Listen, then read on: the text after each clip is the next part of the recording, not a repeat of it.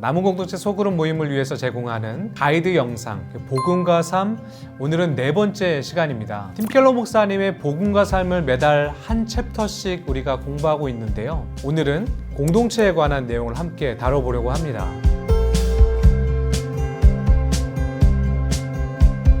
오늘 내용은요, 나무 리더를 오랫동안 하시다가 처음의 열정과 헌신의 마음이 조금은 식은 리더분들 계시죠? 또 코로나로 모일 수 없는 상황에서 어떻게 할지 모르겠다 하시는 성도님들도 계실 것 같아요. 그래서 오늘 내용을 들으시면서 성경에서 말씀하시는 공동체의 중요성, 소그룹 모임의 중요성이 무엇인지 다시금 되새기는 시간이 되었으면 좋겠습니다. 그래서 저는 오늘 이 영상을 업로드한 이후에 영상 링크를 저희 리더님들에게도 보내드리겠지만 제 관리나무 열매분들 한 분 한 분에게 지금 보내드리려고 해요. 그래서 우리 모두가 공동체의 중요성을 다시금 알게 되는 시간이 되었으면 좋겠습니다. 먼저 오늘의 주제요, 이 공동체에 대해서 알아보도록 하겠습니다.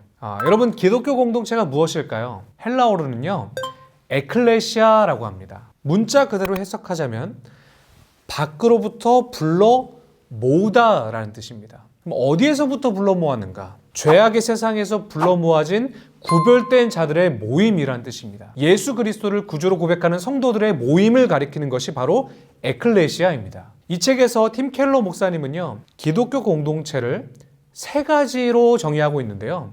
성부 하나님, 성자 예수님, 그리고 성령 하나님, 이 성삼위일체의 개념으로 공동체를 설명하고 있어요. 자, 첫 번째, 기독교 공동체는요, 하나님의 백성입니다.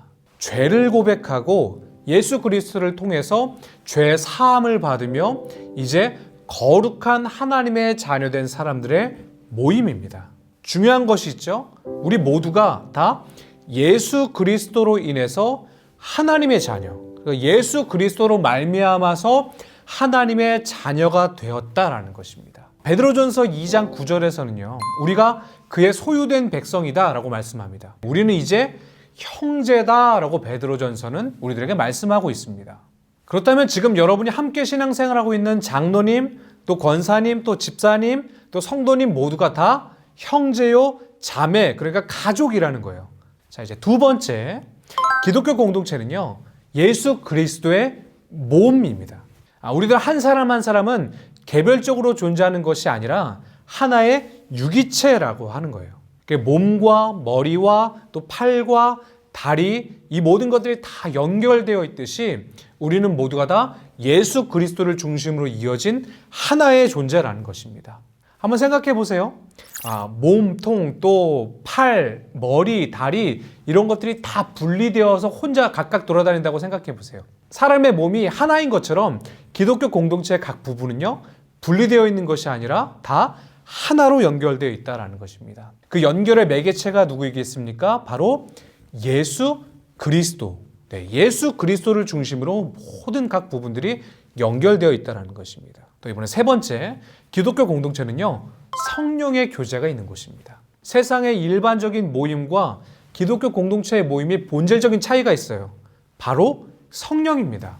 혹시나 세상 친구들 모임과 같이 유흥을 목적으로 모이시는 나무 없으시죠? 네, 없으리라고 믿습니다. 그랬다고 세상의 동호회 모임이나 동아리가 잘못되었다는 것은 결코 아닙니다.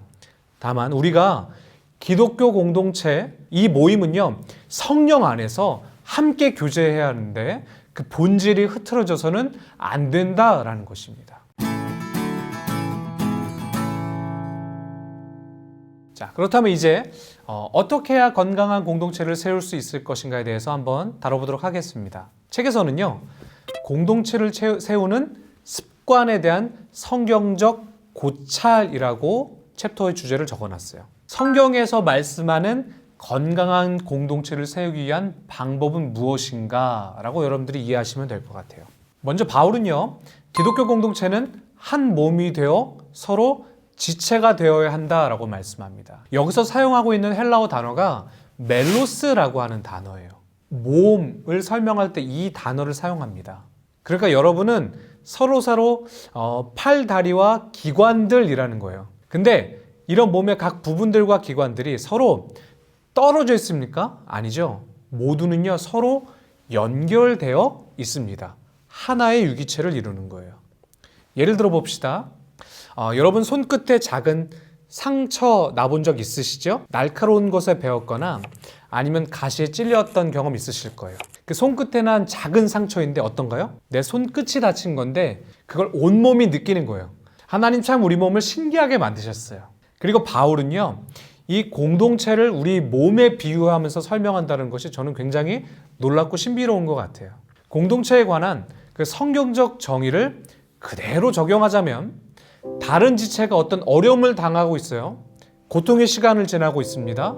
그렇다면 그 사람의 고통은 곧 나의 고통이 되어서 함께 아파해야 된다는 것입니다. 반대로 다른 지체에게 좋은 일이 있습니다. 예를 들어서 자녀가 좋은 대학 합격했습니다. 취업했대요. 그럼 어떻습니까? 공동체는 한 몸이기 때문에 함께 즐거워하고 함께 아파해야 된다는 것입니다. 자, 어떻습니까? 여러분 개념적으로는 알겠죠. 이것을 실천하는데 막연하고 어렵다는 생각이 드실 수도 있을 것 같아요.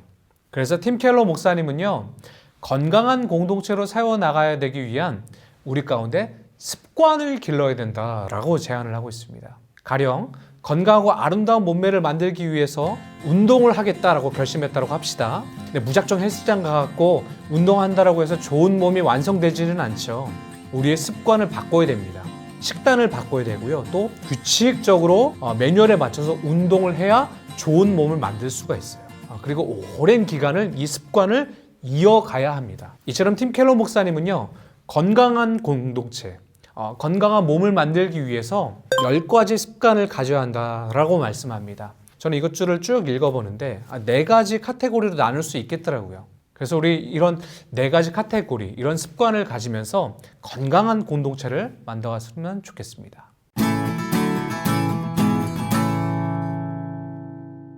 자, 습관 첫 번째, 존중의 습관입니다. 로마서 12장 10절에서는요, 형제를 존경하기를 서로 먼저 하며 라고 말씀합니다. 다른 사람들을 칭찬하고 존중하고 축하하는 것에 관한 더 관심을 가지라 라고 하는 것이죠. 인정을 받으려고만 하지 말고 먼저 인정하며 격려하라 라는 것입니다. 또 2번째 습관은요, 나눔의 습관입니다.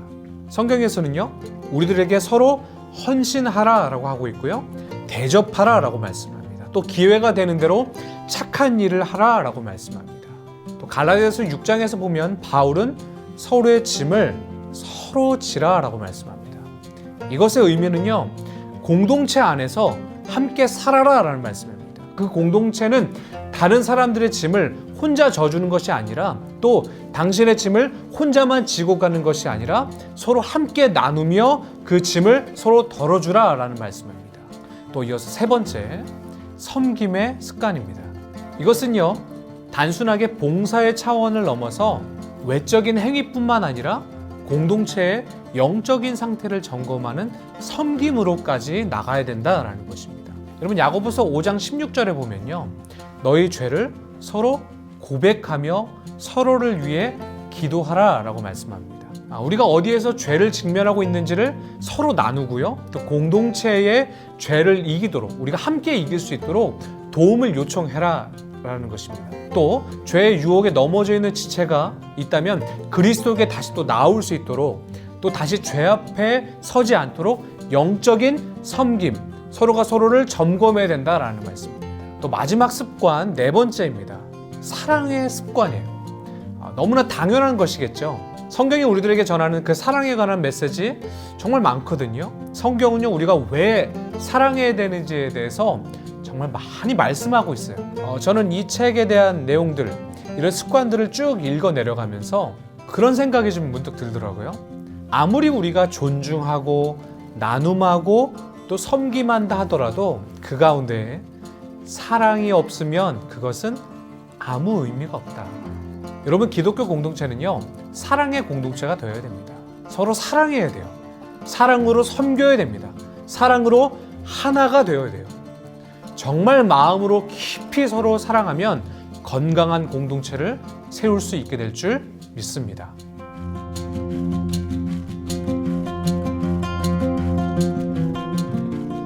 혹시나 당장 무엇을 해야 될지 망설여지고 있는 분이 계십니까? 그렇다면요, 이렇게 한번 실천해 보십시오.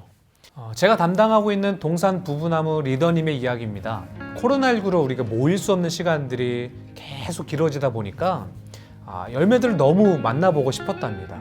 하지만 사회적 거리두기, 또 집합 금지 명령 이런 것들을 도무지 모일 수가 없어서 그래서 결단을 하셨대요.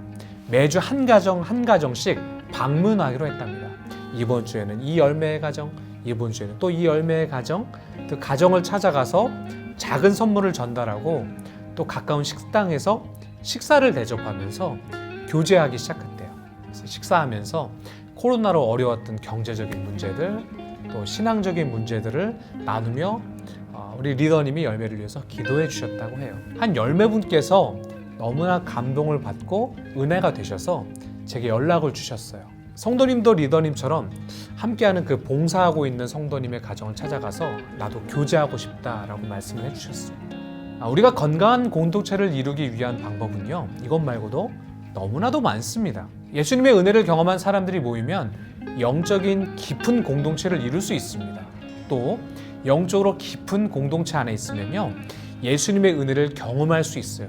그러니까 공동체와 개인은 상호 보완적입니다.